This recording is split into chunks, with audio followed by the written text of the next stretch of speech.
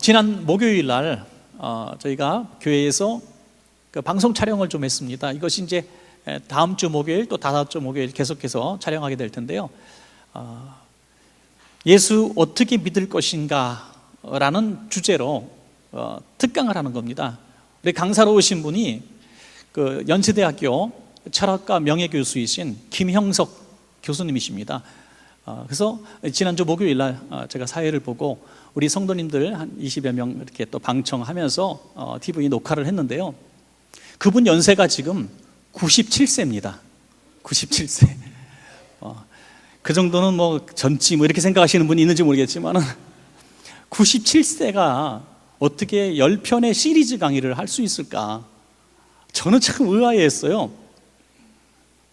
바로 요 길 건너편에 사시거든요. 참 저도 책으로 보고 또 명성은 들어서 알고 있었지만 이렇게 뵈니까 너무 신앙이 깊으시고 너무 강의를 잘하시는데요. 45분씩 강의를 연달아 3강을 하셨어요. 3번 강의를 하셨는데 97세 분인데 한 번도 원고를 보지 않고 단어나 연도나 정확하게 얘기하시면서 한 번도 막힘이 없이 3시간 연강을 하시더라고요. 야, 이게 누가 정상인지 알 수가 없어요. 지금 내가 자, 우리 멘붕에 빠졌어. 멘붕에. 야, 정말 대단하시더라고요. 하나님이 너무 귀하신 분이기 때문에 이게 계속 오랫동안 쓰시는 것 같더라고요. 근데 그분이 이제 이 시대를 살아가는 우리 그리스도인들, 교회들에게 대해서 우리가 정말 예수를 어떻게 믿을 것인가라는 주제로 하나하나 정말 잘 질서 있게 더듬어 가시는데 그 3번의 그날의 강의를 통해서 저는 제 마음속에 정말 이 예수님을 정말 어떻게 믿어야 되는지 또 한국 기독교가 어떻게 나가야 되는지 길을 잃어버린 이 시점에서 굉장히 중요한 한 말씀을 제 마음속에 담게 됐는데요. 그것이 뭐냐면 우리 기독교가 다시 본래의 위치를 찾고 하나님의 영광을 위해서 살아가려면 우리 그리스도인들 개개인이 하나님의 선택의 은총을 다시 회복해야 된다는 거죠. 선택의 은총. 가장 기본적인 진리인데 이것을 우리가 상실했기 때문에 우리가 신앙생활이 이렇게 엉뚱한 방향으로 가고 한국교회가 엉망으로 가고 있다는 거죠. 길을 잃었다는 표현이 딱 맞는 것 같습니다. 그래서 우리가 그러면 이 하나님의 선택의 은총, 이것을 내가 지금 믿고 있는가, 그리고 그렇게 살아가고 있는가가 분명히 이 괴리가 있다는 거예요. 그분의 말씀에 의하면 동의합니다. 여러분께 제가 정말 그런가 아닌가 여러분 스스로 진단해 보실 질문을 제가 드릴게요. 2가지 질문을 드릴 테니까 여기 진단에 우리가 그것이 드러나고 있습니다. 우리가 아멘으로 대답하는데 그냥 속으로 대답하세요. 예. 우리 교회 성도님이 속으로 아멘을 워낙 잘하시기 때문에 안 가르쳐 드려도 잘할 것 같은데 첫 번째 질문입니다. 나는 하나님이 많고 많은 사람들 가운데서 지명하여 선택하신 그 은총을 받은 자인 줄로 내가 믿느냐 하는 질문입니다. 하나님이 분명히 많고 많은 사람 중에 나를 꼭 집어서 선택하셔서 구원받게 하신 줄로 내가 믿느냐. 여기에 아멘을 할 수 있다면 이거는 구원받은 성도의 굉장히 귀중한 자산이 되고 증거가 됩니다. 그런데 2번째 질문은 이것을 믿는다면 당연하게 아멘을 해야 하는데 그렇지 못한 것이 한국교회 또 우리 신앙인들의 괴리라, 문제라.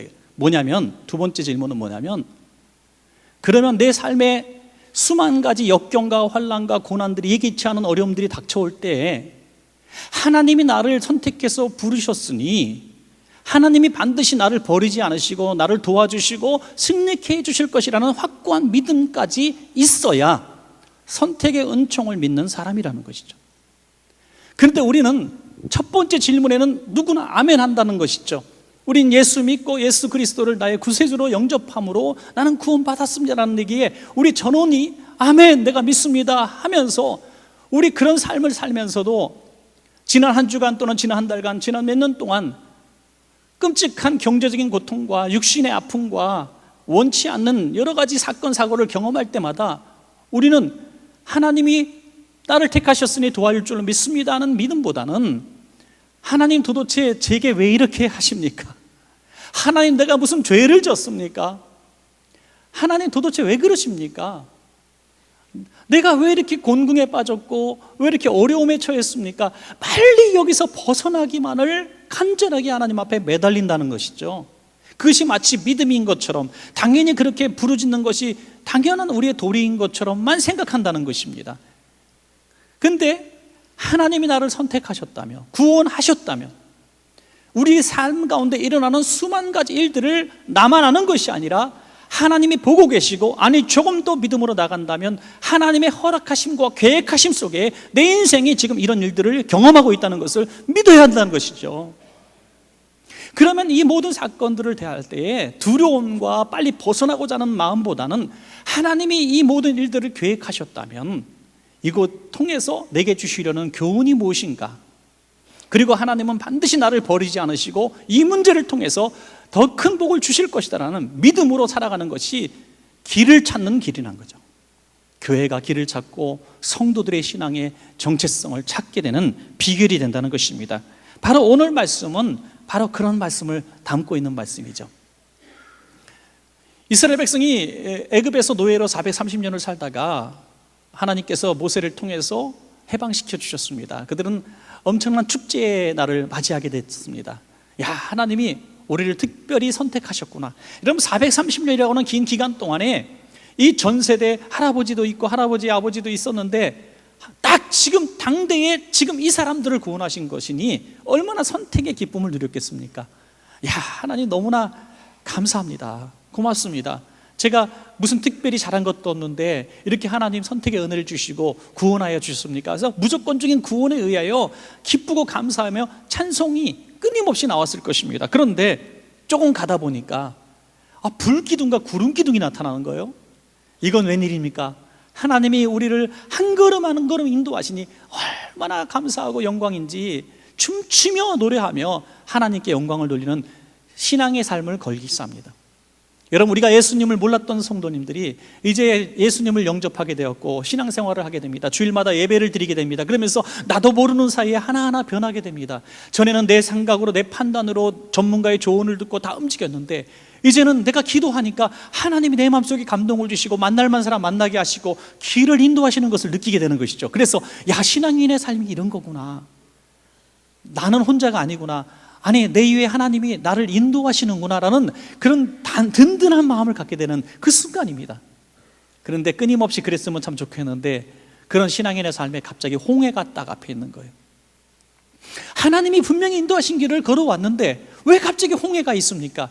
더 놀라운 것은 뒤를 돌아보니 바로 왕이 군대를 이끌고 추격을 하고 있습니다. 자기를 죽이려고 오고 있습니다. 그 순간에 이스라엘 백성은 길을 잃어버렸습니다. 신앙의 뿌리가 흔들려 버리는 거예요. 내가 예수 믿으면 잘 된다고 해서 예수 믿었는데, 예수 믿으면 평안하다고 해서 예수 믿었는데, 그런 줄 알았는데 이게 웬일이냐 이거죠. 그래서 원망하고 불평하고 내가 다시 애굽으로 가겠다고 아우성을 치기 시작합니다. 여러분, 그들은 애굽 군대가 죽이려고 온다는 소리를 들었을 때 경기가 일어났을 거예요. 트라우마라 그러죠, 요즘에는. 여러분, 우리가 해방된 이후에 한참 후에, 아니 그 한참 후에도 밤에 애들이 울면 누가 온다 그랬어요? 다 젊으셔서 모르시나 보다, 그죠? 어르신들은 다 아시던데, 야, 순사 온다, 순사 와. 예. 호랭이 온다 그래도 안 그치더라니까 순사 온다니까 뚝 그치더라는 거예요. 일본 순사가 그렇게 잔인하고 무서웠던 거죠. 해방 후에도 수십 년이 지나도 순사하면 자다가도 벌떡 일어나는 거예요, 두려워가지고. 여러분, 430년 동안 산채로 남자아이를 나일강에 던졌던 애국 군대입니다. 채찍으로 그들을 다스렸던 사람들, 정말 무소불위 권위를 가졌던 사람들, 그들이 죽이려고 온다고 하니 경기가 일어나는 겁니다. 우린 다 죽었구나. 바로 그런 상황 가운데서 하나님께서 계획이 있으시다는 것을 믿는다는 것이 얼마나 어려운가 하는 것이죠. 남의 얘기가 아니라 우리 얘기라고 생각할 때 너무나 어렵습니다. 하나님이 이렇게 하신 일들에 대해서 정말 서운한 것이죠.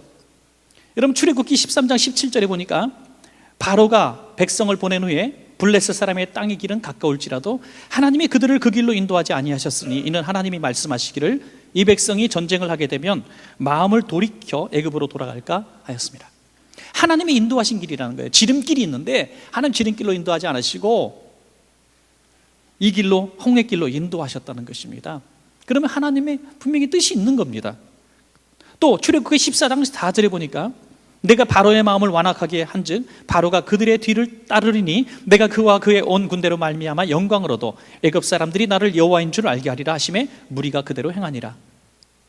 홍해로 인도하셔서 오도 가도 못하게 만드신 분이 하나님이시고, 그 순간에 바로의 마음을 막 완악하게 충동질하시사 군대를 이끌고 막 미친 듯이 쫓아오게 만드신 분도 하나님이시라는 거예요. 그러면 이쯤 되면 이 믿음이 있으면은 하나님이 뜻이 계시거니라고 생각을 해야 한다는 거죠. 여러분, 우리 삶에 일어나는 불행한 일들, 얘기지 못했던 사건들, 또 우리가 경제적으로 오는 일들, 갑자기 질병에 걸리는 일들, 아이가 학교 갔다 갑자기 다치는 일들, 심지어 우리 마음속에 고통이 있는 이런 일들에 대해서 분명히 우리는 이것이 하나님께서 보고 계시고 하나님이 허락하심 속에 있는 일들이라고 믿어진다면 그 다음에 하나님이 무슨 계획이 있겠지라고 믿는 믿음까지 따라와야 된다는 것입니다. 그런데 우리는 그 순간에 당황하는 거예요. 갑자기 두려워지는 겁니다. 그래서 우리가 할 수 있는 모든 모습들은 뭐냐면 두려워, 원망하고 두려워 떨어서 소리를 지르는 것입니다. 오늘 우리 인생에서 이 문제를 해결할 수 있는 비결을 오늘 함께 읽으신 본문 가운데 너무나 정확하게 3단계를 말씀하고 있습니다. 오늘 여러분들의 홍해와 같은 문제, 이 절대절명의 위기 가운데서 우리도 동일하게 3가지로 벗어날 수 있을 줄 믿고 여러분들 한번 실천해 보시기를 주 이름으로 부탁합니다. 첫 번째로, 두려워하거나 원망하지 마라. 두려움과 원망은 이런 상황 가운데서 하나님을 향하는 것입니다. 하나님, 왜 그렇게 하셨습니까? 왜 이런 일들을 내가 경험하게 하셨습니까? 라면서 하나님에 대해서 원망하는 겁니다, 여러분. 이것은 당연히 두려움의 결과라고 생각하지만 그렇지 않습니다. 당연한 것이 아니라는 것입니다. 두려움은 원망을 낳지만은 이 두려움을 이기면 믿음이 나오는 것입니다, 여러분. 그들은 심히 두려워했다. 두려움은 당연한 거죠. 저와 여러분이 왜 두렵지 않겠습니까? 사는 게 다 두려움이잖아요. 그래서 아무리 장성한 가장이라도 또 노련한 사업가라 할지라도 위기를 만나면 밤잠을 이루지 못하는 거예요. 왜 안 두렵겠습니까? 내 육신의 건강 하나 믿고 살았던 사람도 여기저기 아파오기 시작하면 두렵습니다. 많은 이 감정적 두려움을 갖게 되는데 이거는 우리가 이길 수가 없습니다. 왜? 두려움은 당연한 것이기 때문에, 하나님이 그렇게 만드셨기 때문에. 그래서 두려움을 어떻게 처리하느냐가 더 중요한데요. 부르짖었다라고 성경 오늘 말씀하고 있는데 이 부르짖음을 하나님은 기도로 들으시지 않으셨습니다. 불평과 원망과 불신앙으로 보셨다는 거예요. 여러분, 예수님의 제자들이 예수님과 함께 배를 타고 갈 때 풍랑이 갑자기 일어납니다. 풍랑이 일어날 때 그들이 소리를 지르며 예수님을 깨웁니다. 예수님, 예수님, 일어나십시오. 우리가 다 죽게 되었습니다. 그때 예수님께서 야, 너희가 나를 깨우고 기도를 했구나, 좋다 하고 들어주신 것이 아니라 책망하셨다 그랬어요. 믿음이 적은 자들아. 여러분, 우리가 위기를 만나면 기도하지 않던 분이 기도할 수 있습니다. 성전에 와서 주여, 주여, 살려주세요, 살려주세요 라고 부르짖을 수 있습니다. 부르짖지 않는 것보다 훨씬 낫지만 우리의 간절한 부르짖음 속에, 우리의 간절히 주님을 찾는 그곳 속에 두려움이 가득한 채로, 원망과 불신이 가득한 채로 부르짖는 것은 기도가 아니라는 것입니다. 그럴 때일수록 우리는 믿음을 가지고 주님이 허락하신 길이니 주님이 책임져 주실 줄로 믿습니다. 주님이 도와주실 줄로 믿습니다라는 믿음의 기도가 기도라는 것입니다. 많은 분들이 어려움을 겪으면 막 우시면서 막 가슴을 치면서 하나님 앞에 나오기도 하는데, 많은 분들의 그런 자세가 사실은 이 문제를 극복하기 위한 단순한 그 수단의 열쇠로 부르짖는 분들이 있어요. 마치 뭐 어떤 문을 여는 열쇠 정도로 생각하고 있는 것 같아요. 그러나 왜 이 문을 닫으셨는지, 왜 내게 이런 공경에 빠지게 만드셨는지 하나님의 뜻을 묻는 사람은 별로 없다는 것입니다. 여러분, 우리의 기도는 하나님의 섭리 속에 있기 때문에 하나님의 계획하심을 알 때 우리 기도의 방향이 일순간에 바뀌어질 수 있는 것입니다. 두려움의 결과는 믿음으로 나가는 것이 아니라 분명히 원망과 불평으로 나가는 것입니다. 그래서 집사님 힘드시죠? 반드시 해결될 거예요. 집사님 그렇게 기도하시는데 제가 기도로 도울게요. 그러면 믿음 있는 사람은 아멘, 반드시 하나님이 저를 도와주실 줄로 믿습니다, 기도해 주셔서 고맙습니다, 이런 결과가 나오는데, 두려움 속에 기도한 사람들은 이런 원망이 나오고, 아이고, 하나님이 왜 나만 미워하시는지 모르겠어요. 하나님이 왜 나한테 이렇게 고통을 주시는지 모르겠어요. 이렇게 절망하며 낙심하며 의심에 한숨을 쉬게 되는 것이죠. 오늘 이들이 부르짖고 두려워했습니다. 분명히 부르짖었습니다. 그런데 이렇게 부르짖었습니다. 애굽에 매장지가 없어서 우리를 광야로 이끌어서 죽게 만드느냐, 차라리 우리를 돌려다오, 다시 옛생활로 돌려달라고, 이렇게 원망했다는 것입니다. 금방 춤추며 찬양하며 불과 구름 기둥을 바라보며 춤췄던 그들이 홍해 앞에 한 번의 시험으로 다 무너지고 길을 잃어버렸습니다.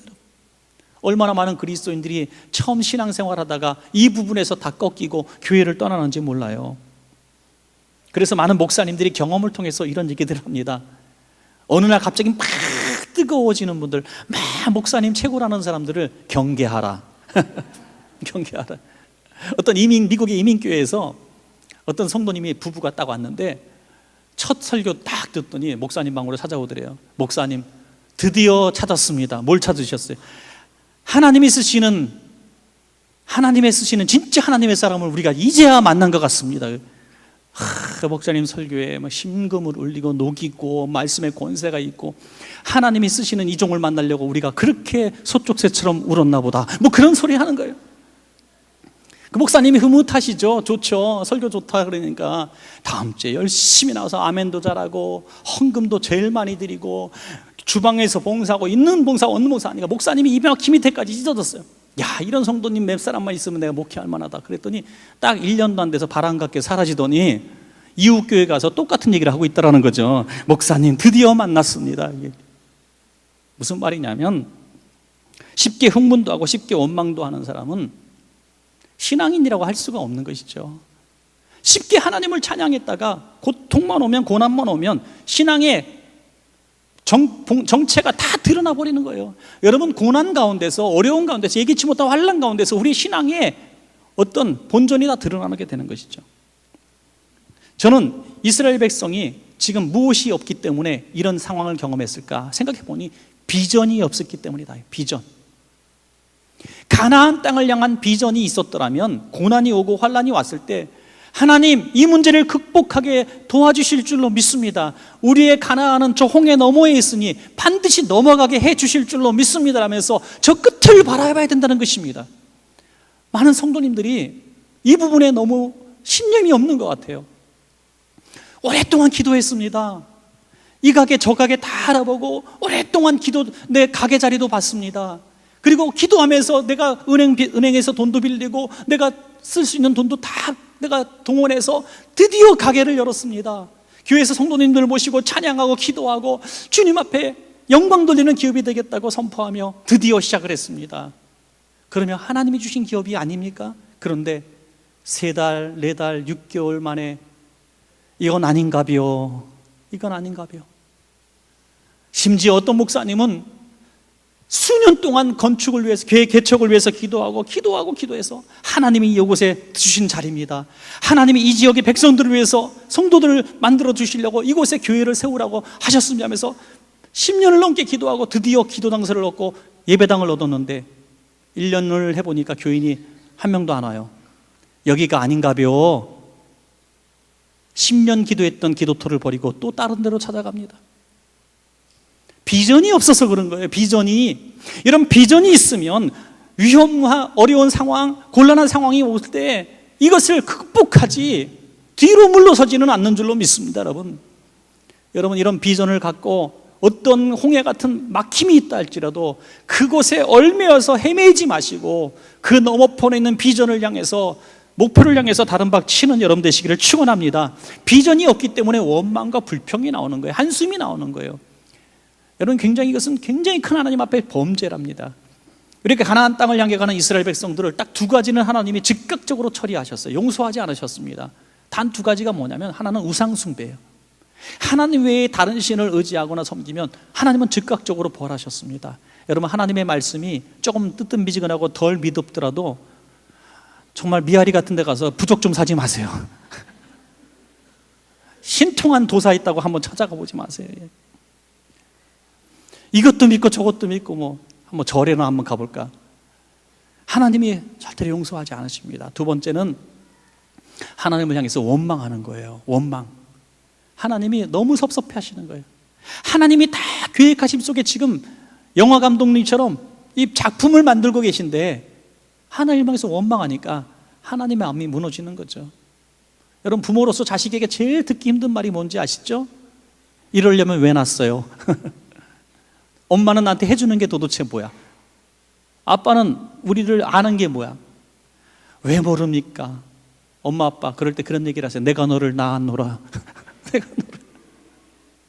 내가 너를 낳았노라. 자식들은요, 부모가 자기를 모르는 줄 알아요. 근데 부모님들은 자식을 다 알아요.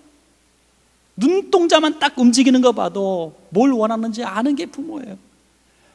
우리 하물며 모든 우리 저와 여러분이 하나님이 나를 다 폐부에서부터 다 심령 중심부터 다 땅끝에 거해도 바다 끝에 거해도 다 우리를 아시는 줄로 믿으시기 바랍니다. 그런데 그런 하나님을 향해서 원망한다고 하는 것은 불신앙이고 하나님의 마음을 아프게 하는 것이죠.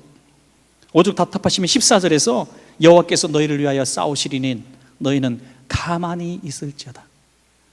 원망 불평하려던 입을 꼭 다물란 얘기예요. 차라리 내가 하는 걸 구경이나 해라 이거죠.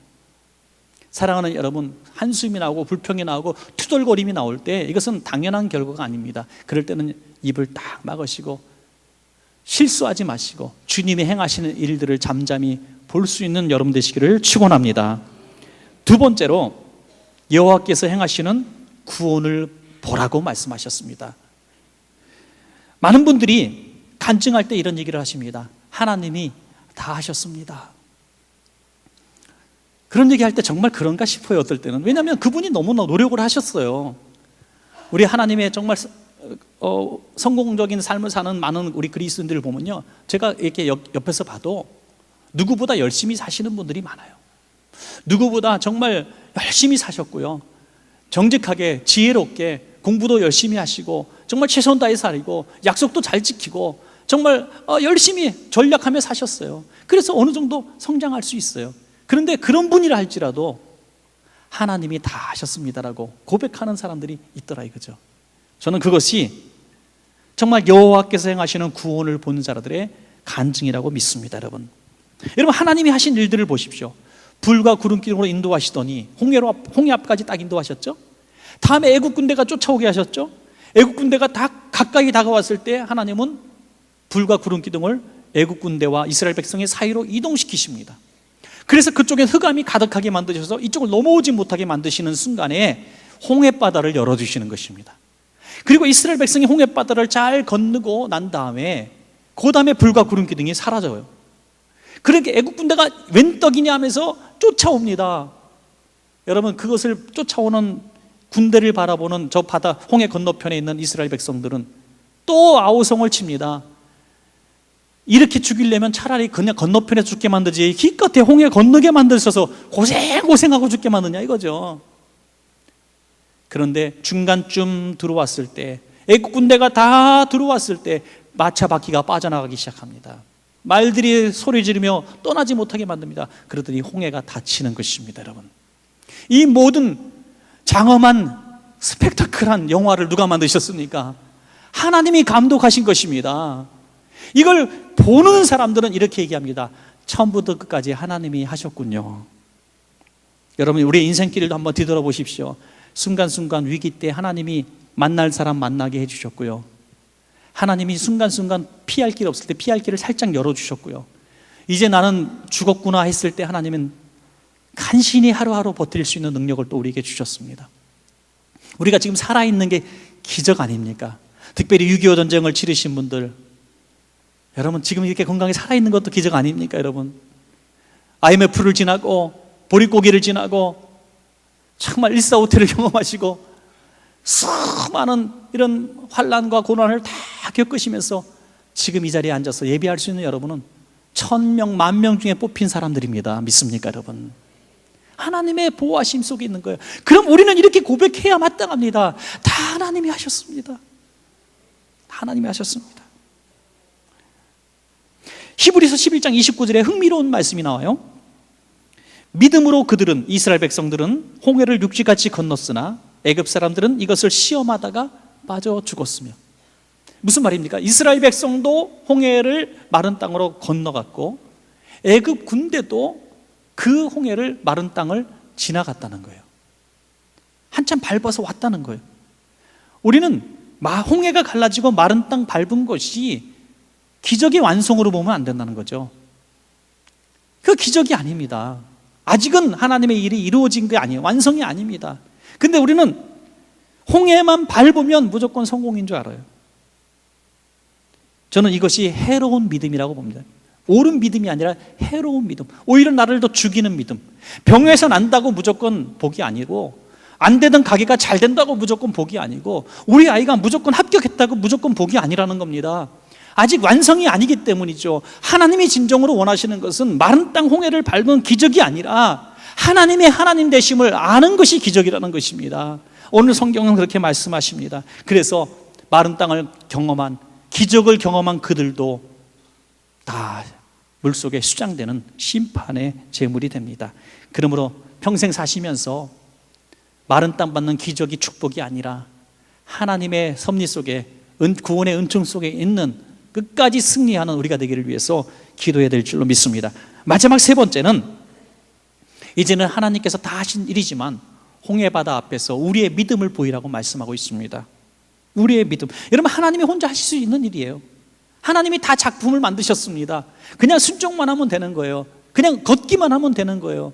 만나와 메추라기 주셨죠. 반석에서 물 터지게 만드셨죠. 옷이 헤어지지 않게 하셨죠. 대적을 다 막아주셨죠. 다 하나님이 하셨어요. 그런데 하나님이 왜 갑자기 믿음을 보이라고 말씀하십니까? 오늘 15절과 16절에 보니까 여호와께서 모세에게 이르시되 너는 어찌하여 내게 부르짖느냐?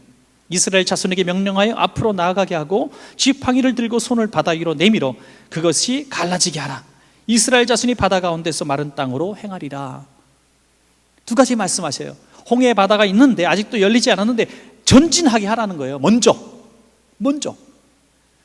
이 순서가 바뀌면 얼마나 좋아요. 모세야, 지팡이 들어 손을 들어서 홍해를 쫙 갈라지게 한 다음에 마른 땅으로. 그건 누가 못해요? 여러분, 그건 누가 못합니까? 누구나 할 수 있는 일이에요, 그거는. 그런데 먼저 홍해 바다 앞에 전진을 시키라는 거예요. 믿음으로 나가게 하는 거예요. 그들의 믿음을 보겠다는 겁니다. 그리고 너는 손을 들어서 홍해를 갈라지게 하라. 하나님이 보시는 최소한의 믿음입니다. 최소한의 믿음. 여러분, 믿으면 믿음대로 일단 액션을 한번 취해 보시기 바랍니다. 여러분, 오병이의 이적도 마찬가지 아닙니까? 도무지 우리는 먹을 게 없어요. 줄 게 없어요. 그런데 하나님이 말씀하십니다. 너희가 먹을 것을 주어라. 주님, 우리가 먹을 게 어디 있어요? 우리 먹을 것도 없는데. 아니야, 너희가 먹을 걸 줘야 돼. 그래서 그들이 최선을 다해서 갖고 온 것이 물고기 2마리와 떡 5개. 이것을 가지고 정말 장정면 5,000명 되는 사람을 먹이신 줄로 믿습니다. 여러분, 하나님이 다 하실 수 있어요. 주님 혼자 돌을 떡덩이로 만들 수도 있어요. 그런데 그들의 최소한 믿음을 보시고 이 역사를 이루시는 하나님. 오늘 저와 여러분에게도 이 최소한의 믿음만 있더라도, 아주 겨다시만한 믿음만 있더라도 하나님은 여러분 통해서 큰 역사 이루어 주실 줄로 믿습니다. 제가 지지난주에 수요일 날 겨자씨를 이렇게 보여드린 적이 있어요. 겨자씨 요만해요. 12개 모아놨더니 콩 3분의 1 쪽만 하더라고. 너무너무 작아. 그만한 믿음이 있더라도 하나님은 큰 믿음으로 인정하신다는 것입니다. 여러분, 고린도전서 10장 13절에 보니까 우리에게 위로가 되는 말씀이 있습니다. 사람이 감당할 시험 받기에는 너희가 당한 것이 없나니 오직 하나님은 미쁘사 너희가 감당하지 못할 시험 당함을 허락하지 아니하시고 시험 당할 즈음에 또한 피할 길을 내사 너희로 능히 감당하게 하시느니라. 우리 성도님들, 이 말씀을 믿으시기 바랍니다. 남들과 비교해 볼 때 정말 나는 너무나 큰 고통을 겪고 있구나, 남들이 겪지 않는 너무나 큰 곤란 중에 있구나라고 생각하시면서 당황하시는 분들이 계실 거예요. 이렇게 믿으십시오. 내가 이것을 감당할 수 있는 수준으로 하나님이 인정하셨구나. 내가 이것을 이길 수 있는 믿음을 가진 것을 주님이 인정하시는구나. 왜? 감당할 시험 외에는 주신 적이 없다고 말씀해 주셨으니 여러분 지금 당하는 모든 고난과 어려움들을 여러분들은 다 견딜 수 있습니다. 여러분 다 이겨낼 수 있습니다. 하나님이 여러분에게 감당할 시험까지만 주셨기 때문입니다. 여러분, 홍해는 이스라엘 백성을 죽이려고 막아놓으신 것입니까? 아닙니다. 홍해는 그들을 살리시기 위해서 그를 쫓아오는 애국 군대를 완전히 멸절시키시고 승리를 주시려고 홍해 앞으로 인도하셨다는 것을 그들은 이후에 깨닫게 되는 것입니다. 이후에는 알게 되는 것입니다. 지금은 몰라도 이 홍해를 건너고 난 다음에 이 가난과 이 어려움과 이 질병을 다 극복하고 난 다음에 여러분 똑같은 경험을 할 겁니다. 아, 하나님이 그래서 나에게 홍해를 주셨었구나. 아, 하나님 감사합니다. 홍해가 없었더라면 큰일 날 뻔했군요 하는 것입니다. 출애굽기 14장 31절에 이스라엘이 여호와께서 애굽 사람들에게 행하신 그 큰 능력을 보았으므로 백성이 여호와를 경외하며 여호와와 그의 종 모세를 믿었더라. 이제 비로소 그들이 가나안 땅을 행군할 만한 믿음의 훈련병이 된 것입니다. 여러분, 저는 오늘 본문을, 이런 본문을 볼 때마다 항상 평생 잊지 못할 사건 하나가 떠올라요. 그것은 건축 중에 있었던 그 회사 부도 사건이죠. 아마 평생 잊지 못할 것 같아요. 우리가 그 회사를 뽑기 위해서 얼마나 많은 분들이 노력했습니까? 얼마나 많은 분들이 조사하고 또 조사하고, 정말 그 상급 부서 다 찾아가서 그 은행 거래 조사까지 다 했어요. 정말 우리처럼 철저하게 조사한 교회도 없어요. 그래서 회사도 큰 회사를 뽑았잖아요. 그런데 3개월 일하더니 부도가 나버렸어요. 정말 앞이 캄캄해지는 거예요. 순간적으로 우리는 홍해 앞에 선 백성들의 마음을 갖게 된 거죠. 아, 건축하는 게 하나님의 뜻이 아니었나 보다. 이런 두려움이 확 오는 거예요. 우리가 잘못했나? 우리가 건축하는 게 욕심인가? 하나님이 원치 않는 건가? 수만 가지 생각이 들어요. 그러나 저와 여러분, 우리 성도님들은 비전을 놓치지 않았어요. 그 참혹한 그 어려움을 보지 않고, 그 문제를 찾으려고 해결하지 않고, 이것을 하나님이 우리에게 허락하신 홍해로 봤기 때문에 그 너머 가나안 땅을 우리는 보고 기도할 수 있었습니다. 여러분, 그래서 저는 이 사건을 통해서 두 가지를 큰 소확을 얻었어요. 하나는 교회는 대충 지어지는 것이다. 은행에 돈 빌려주고 회사가 짓고 우리는 열쇠만 받고 들어가는 것이다 라고 낙관적인 낭만적인 생각했던 우리의 마음이 다 무너지고, 교회는 하나님의 은혜로 지어지는구나 하는 사실을 깨달았습니다. 그 이후로 우리 성도님들이 비로소 교회 건축을 위해서 눈물을 흘리며 기도하기 시작했습니다. 눈물을 흘리면서 기도하기 시작했습니다. 철야하면서 금식하면서 기도하기 시작했습니다. 저는 우리 교회에 강력한 힘을 봤어요. 150명이 하룻밤에 철야를 하는 모습도 봤어요. 위기에 우리 교회를 하나로 묶어주신 하나님. 이래서 새 성전 이후에도 우리는 감사함으로 축제로 들어갈 수 있는 근거가 마련된 것이죠. 그리고 더 놀라운 축복을 하나 받았습니다. 그것은 6개월 동안 있었던 놀라운 변화죠. 우리 설계하신 집사님도 계시지만 설계가 이전보다도 훨씬 더 아름답게 다시 만들어졌습니다. 강단도 이거 3분의 1밖에 안 되는 강단이었는데 그 사이에 집을 하나 더 샀어요. 그래서 강단이 이렇게 쫙 펴졌습니다. 너무 아름답게 펴졌습니다. 더 예배당이 아름답게 되고 구석구석이 더 예쁘게 만들어졌고 다듬어졌습니다. 그래서 이제 우리는 이렇게 말할 수밖에 없습니다. 따라해 주시기 바랍니다. 부도 안 났으면 큰일 날 뻔했네. 저는 진짜 믿습니다. 부도 안 났으면 큰일 날 뻔했네. 하나님이 그 사건을 통해서 우리에게 쏟아 부어주시는 복들이 너무너무 많았어요. 그 이후에 저는 다른 교회 집회 가거나 성전 건축한다는 목사님들을 만나면 꼭 하는 얘기가 있어요. 되는 일이 하나도 없을 거다. 되는 일이 하나도 없을 거다. 계획한 대로 되는 일은 하나도 없더라고요. 하나님이 그렇게 쉽게 져주지 않으세요. 쉽게 가나안 땅으로 인도하지 않으세요. 시험의 홍해 반드시 주십니다. 그런데 또 이렇게 얘기합니다. 그런데 안 되는 일도 하나도 없어. 결국에는 다 풀어주시더라 이거예요. 하나님이 원하시는 것은 건너가는 게 목적이 아니고 건물 이렇게 딱 짓는 게 목적이 아니에요. 이 건물이에요. 그냥 건물, 그죠? 우리의 피와 땀과 눈물로 지어진 정말 너무나 소중한 건물이고 예배당이지만 그냥 건물인 거예요. 건물일 뿐이에요. 건물일 뿐이에요. 그런데 이 건물을 지을 때 하나님은 호락호락하게 짓지 않게 하시더라 이거예요. 왜? 너무나 소중한 예배당이기 때문에 하나님은 이곳을 통해서 우리들을 통곡의 눈물을 흘리게 만드셨고, 정말 많은 희생을 해서, 정말 어떤 분은 정말 마지막 인생의 자산까지도 빼가지고 하나님 앞에 드리는 피눈물 헌금들을 여기서 쏟게 하시더라고요. 왜? 하나님이 원하시는 것은 이 건물 덩어리, 콘크리트 덩어리가 아니라 바로 이곳에서 예배하는 저와 여러분이기 때문인 것입니다. 홍해 그까짓 거 뭐 어떻습니까? 홍해가 아니라 하나님은 홍해를 통해서 하나님을 하나님됨으로 알게 하시기를 원하셨다는 것이죠. 사랑하는 여러분, 말씀을 맺겠습니다. 홍해는, 우리 인생의 홍해는 우리를 죽이려는 하나님의 계획이 아니라 우리를 살리시려는 하나님의 계획입니다. 홍해의 바다가 은총의 바다가 되니 원망 불평하지 마시고 오히려 감사하고 기도하고 도전하는 여러분 되시기를 주의 이름으로 축원합니다.